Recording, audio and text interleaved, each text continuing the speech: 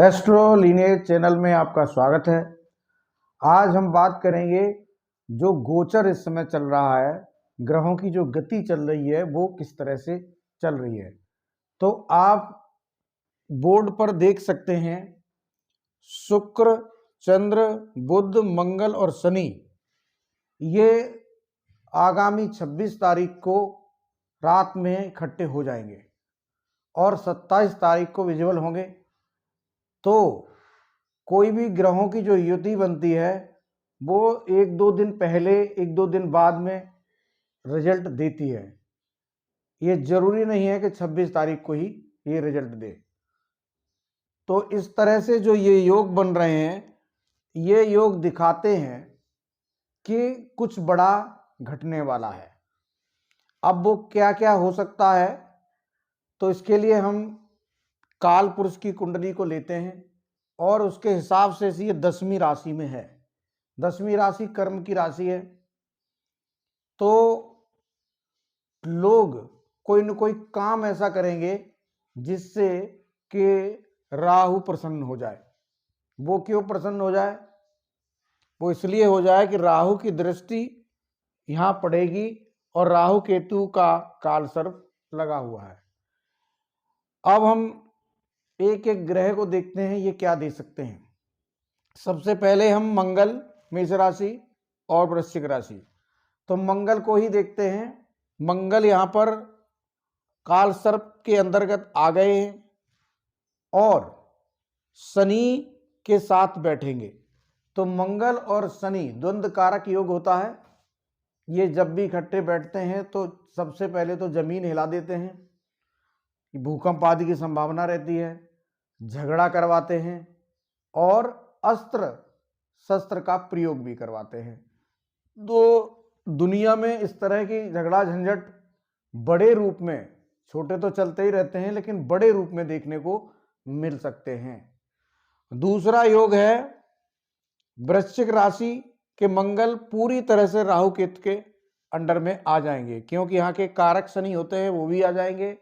तो ये समुद्र, अष्टम घर से हम समुद्र देखते हैं, तो कहीं ना कहीं समुद्र में गतिविधियां देखने को मिलेंगी। हो सकता है कोई युद्ध के कारण बम विस्फोट या फिर कोई सुनामी जैसी घटना भी संभव है।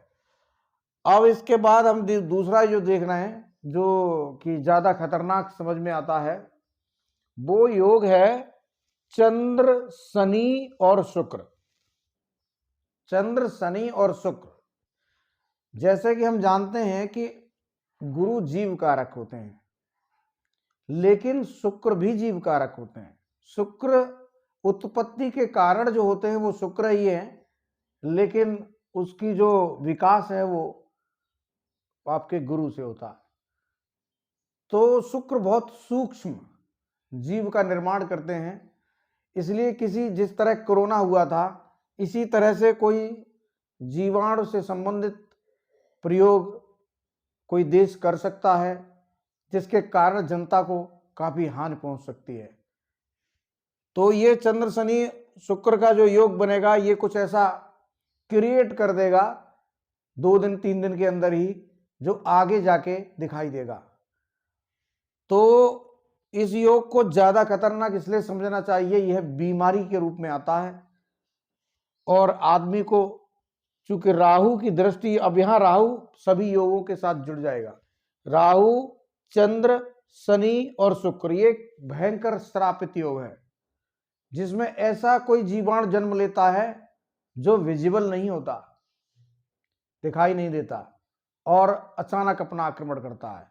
तो एक कोई वायरस, कोई भी इस तरह की चीजें हमें एक बार फिर देखने को मिल सकती हैं। कोई रोग इस तरह का देखने को मिल सकता है जो काफी जनहानि कर दे। दूसरा, यहां चंद्र, शुक्र, बुध हैं, तो ये व्यापार के लिए तो ठीक है, लेकिन यहां कहीं ना कहीं मंगल, बुध थोड़ा सा नुकसान भी पहुंचाता है। तो व्यापार तो शायद चलता रहे लेकिन उसके साथ में कुछ परेशानियां भी संभव हैं। तो इस तरह से ये योग बन रहे हैं, क्योंकि ये योग फलीभूत इसलिए संभव है कि सूर्य से गुरु अस्त है।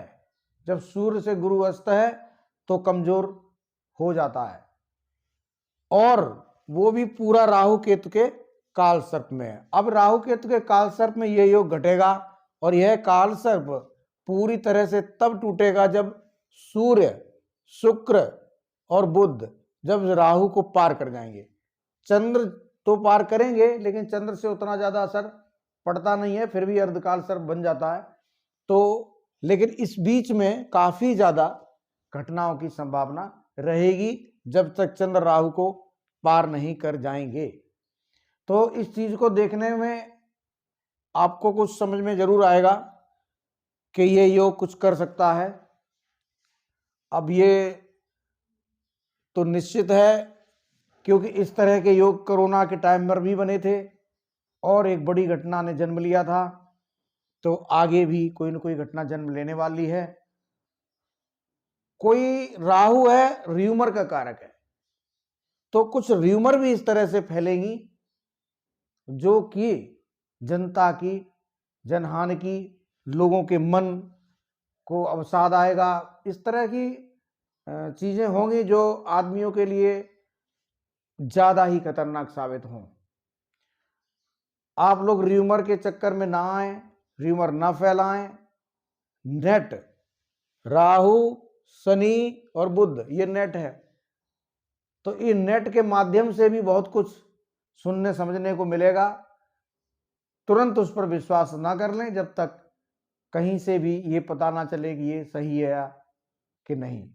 तो सबसे पहले किसी भी र्यूमर पर ध्यान नहीं देना है, ज्यादा आवेश में नहीं आना है, और अपने आप को जो भी बीमारी वगैरह आए उससे सुरक्षित रखने के जो प्रयास हैं उनको जरूर करें। आप लोग चैनल को लाइक करें, सब्सक्राइब करें। धन्यवाद।